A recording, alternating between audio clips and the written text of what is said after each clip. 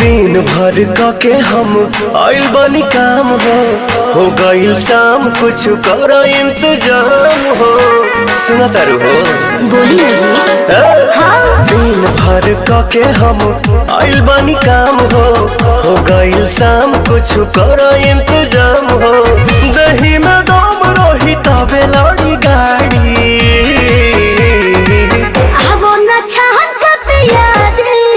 राजा सहरी से तहरी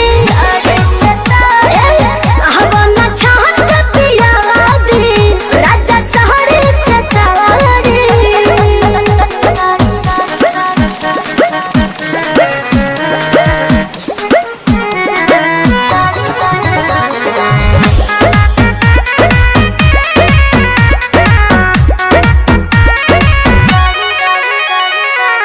देर ना लगाव तानी हाली कहरा बिल्कुल करे चटक चिखाना चिखा के लवने खाली कहरा। ए राजा जी वही ठमड़िया छटहिया बिछा दी हो तपसे लबा तबे लबा हो डोलाबी। मूड बनो के तनी बने दया नाड़ी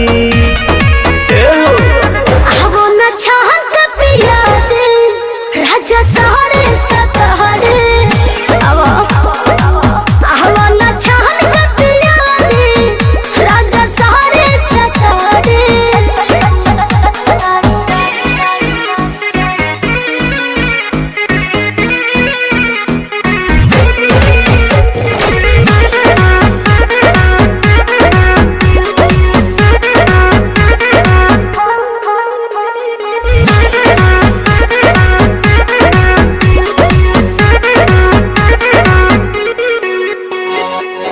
आज तो मिजाज मेहना नरमी चाही ए जी गरमी के दिन में गरमी चाही।